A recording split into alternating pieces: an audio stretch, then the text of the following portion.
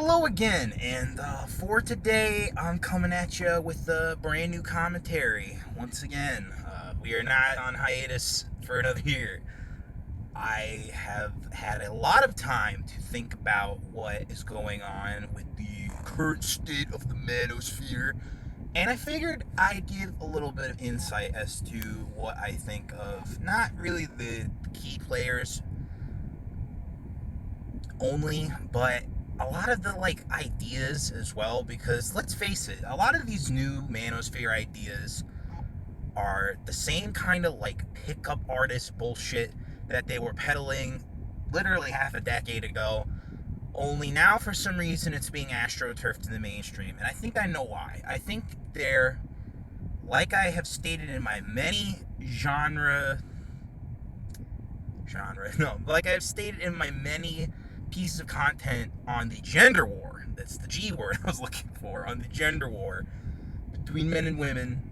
There are lots of young men looking for alternative opinions. They're sick and tired of their feminist teachers. They're sick and tired of being bossed around by girl bosses and fucking women in their lives. You know, listening to your mother no longer works as an option for these young men, because they need advice from better, stronger men, and the men in their lives are either non-existent or they're just not strong enough to give them the truth, the truth that you come to channels like this for. So, that being said, I think that these ideas are stale, yet for some reason they're gaining traction. And the real reason I think they're gaining traction, again, is not only just because young men are seeking these kinds of ideas, but it's because feminism has failed so fucking hard. And not to totally stutter all over myself, but feminism fails women, it fails men, it's failing everyone, and it's especially failing the trainees. When women let trainees walk all over them, it's not helping those trainees secure their identity. It is, in fact, weakening those women and making those trainees fall into this false sense of security with their quote-unquote identity. So, overall, yes, there is a gap in the market as far as these kinds of opinions, as far as these kinds of ideas, and the manosphere is finally filling it in. And I've always hated that term manosphere. Ever since Kevin Logan used to say it, I was always like, yo, they're just red pillars, they're just guys trying to, tell truth bombs or give a pickup artist advice, which, again, it's the same 5 tricks at the end of the day with pickup artistry. You can really riz a girl up with 5 tricks. So what does it really say about women? Not good things. So, yeah, I really am not a fan of a lot of this kind of content. Look, I like the Tates. I think, their pornography business of running OnlyFans prostitution services, where you don't even pay for full-blown sex, you basically pay for chatting. It doesn't matter how fucking not sexually involved it is. It's scummy. The guy on the other side's masturbating. The other guy on the other side is getting off to your quote-unquote girl. It might as well be prostitution, bro. It walks such a morally gray line that they think they can get away with it, but they're not right-wing. They're libertarians. They're, they're not really conservative. They are genuinely fucking just, again, red-pilled libertarians who are questioning the nature of reality, because, again, reality is coming after them for this, that, or whatever reason. And we could go into if they are actually CIA-backed or not. I tend to not think so. I think the CIA is filled with feminist types like, not Victoria Nuland. What's that stupid broad's name? The one that the fucking the Mary Poppins disinformation song. Yeah, that bitch.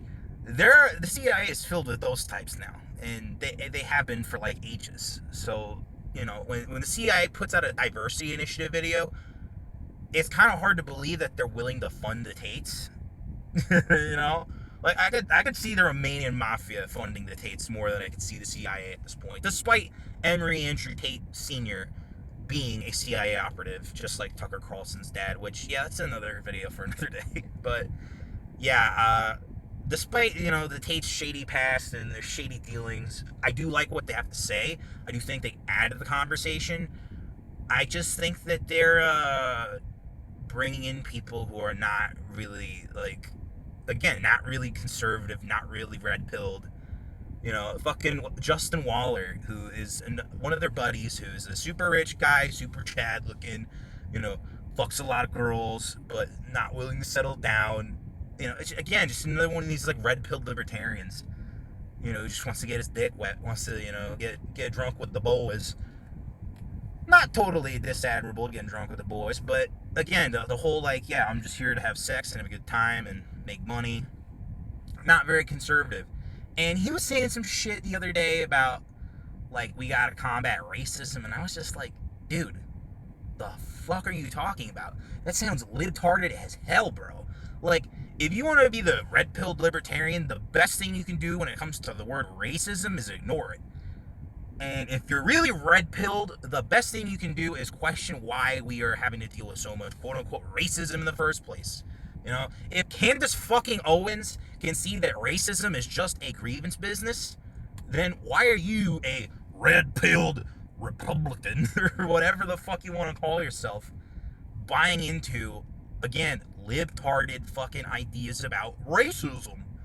So, again, we gotta watch out for the shady characters like that. We gotta watch out for, the fresh and fit types, the other dudes who were going after a girl I'm gonna talk about in a little bit, because, man, do I have a lot of shit to say about her. But yeah, I'm very confused as to why there are certain, like, libtard leanings, like the whole fucking Tristan Tate thing with the JQ lately. Not to really go in on the JQ on YouTube, but just the fact that Tristan Tate was going off about it on Twitter, and then, started a flame war with the Groypers and this, that, the other. It's like, dude, why are you wading into this? Like, if you're gonna ask genuine questions, be like Jake Shields, ask genuine questions. Be like Ian Smith, post the base statements.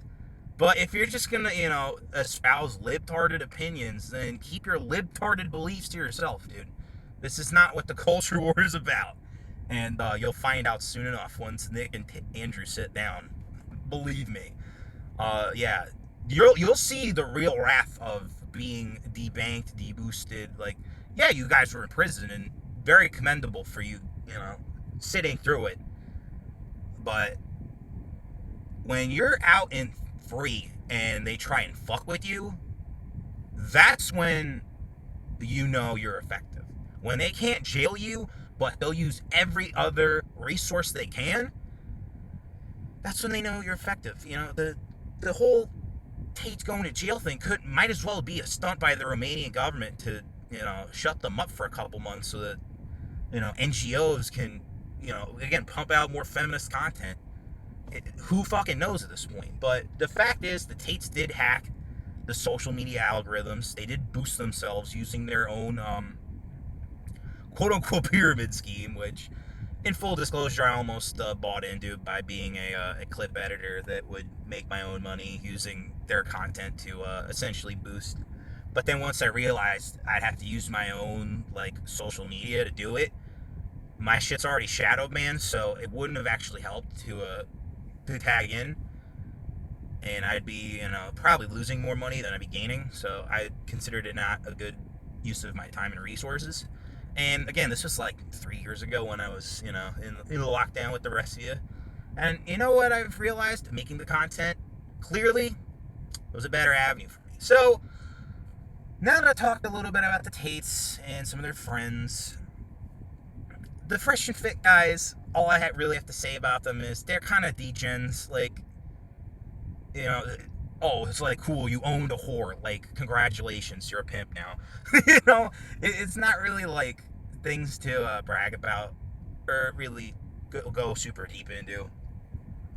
I mean, I think it's cool that they do invite Nick on to Fresh and Fit, but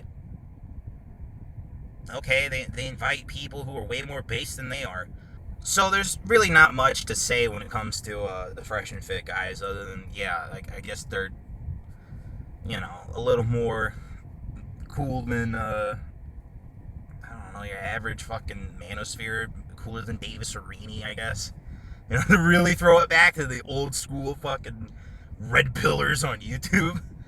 But, yeah, the real crux of this video, I would say, the real reason why I wanted to sit down and talk about the Manosphere is Pearl Davis.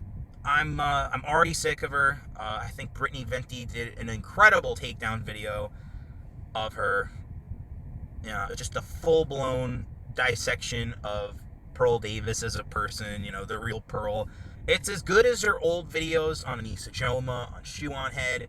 It breaks down that Pearl is a faker, Pearl is a pick-me girl, Pearl is a fucking clout chaser, and more importantly, that Pearl is not someone to listen to her advice. She's single, she's ran through, she's not a virgin. Yeah, big fucking comment to make. She used to have feminist opinions and has not cleared the air about them, the same way that Candace Owens has not cleared the air about social autopsy, no matter how many fucking times people have tried. And this is big, Pearl, you know? This is way bigger than you just not having fashion sense and looking mid as hell. Like, you're a redhead. You should be sexy as fuck, alright? My fetishes aside, you should be hot as shit. And you look like trash everywhere you fucking go. Whether it's your show, whether it's Piers Morgan, whether it's any of your fucking things, you should look good. You know, you have the capacity and the capability to look good, and you don't. And it's fucking weird. And now you're clout chasing the algorithm. You can go literally everywhere online and find a Pearl Davis clip, and oh my god, are these takes like so fucking old and milquetoast. And yet we're supposed to like put up with this. Like, this is our girl. This is really our girl, Nick. This is really our girl, Gavin Guinness. Like, are you fucking kidding me? This bitch is a fucking clout chaser. She's done literally anything to secure the bag, and she couldn't even hold down a relationship. An older woman fucking stole her man. This is no good.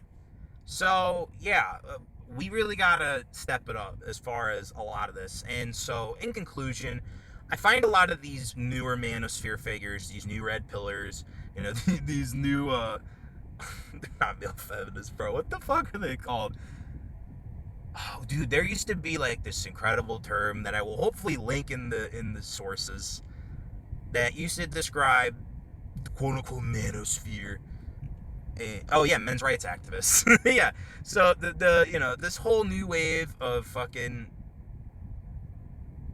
Manosphere people, because again, I don't know what to call them. They're not like men's rights activists used to be. Men's rights activists used to be like a very simple, straightforward thing where they would just talk about men's issues and, you know, try to lift men up. And then there'd be the MGTOWs who are like, yeah, I'm just going to go fuck prostitutes in Thailand or whatever. You know, disconnect from reality. And that used to be it. And now we have the Manosphere, which, again, is just more pickup artists. Only this time it seems to be like 100% pickup artists. Like, speaking of fresh and fit, like, those dudes bring in, like, live hookers to their fucking shows. And, oh, yeah. The other thing I forgot to mention was the Whatever podcast. It's like, yeah, so we have a fucking dude who sounds incredibly milquetoast, being like, yeah, I'm based in Red Pill, and here are all these OnlyFans stars. And it's like, this is about as bad as, like, No Jumper. This is about as bad as that one dude who's like, I love porn, let me talk to porn girls. And you see him all over Instagram. I don't know what that fucking guy's name is, but, like, you know who's talking to when it comes to the girls.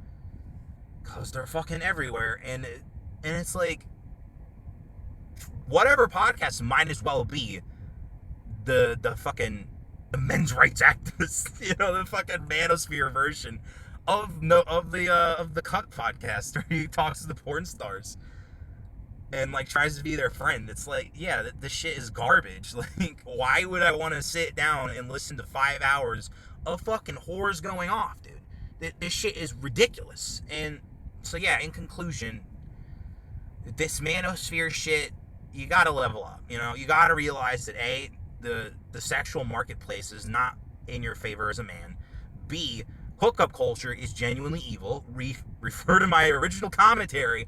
Hookup culture is evil. I will have that linked at the end of the video. And see, like, you don't want to be involved in this manosphere grift, dude. Like, this whole thing is about as big of a grift as Con Inc. It's as big of a grift as, like, fucking, again, racial grievance hustling. This is just the next thing, you know? This is the next fad that's coming in, and everyone's gonna want a piece of the pie, and they're gonna, you know, jerk you around and try to take your money like a fucking pimp, and what are you gonna do? What are you gonna do? What are you gonna have to show for it at the end of the day? You know what I'm saying? Like, you really gotta understand that, like, in order to be a better man, be above these kinds of people, okay? Like, look, if I end up sitting down with the Tates, I'm gonna tell them, like, look, I feel better not having had as much sex as you guys, like, genuinely. Like, you can go, oh, virgin, oh, fucking incel. And it's like, yo, you're giving me women insults. Like, these are women-brained insults. Like, are you intelligent people, or are you just coon-brained? So, yeah, to all of the fucking, again, ridiculous fucking manosphere influencers, you better tread lightly, because I feel like this gravy train's about to run dry. And it's only gonna run dry because you people are kind of just scummy.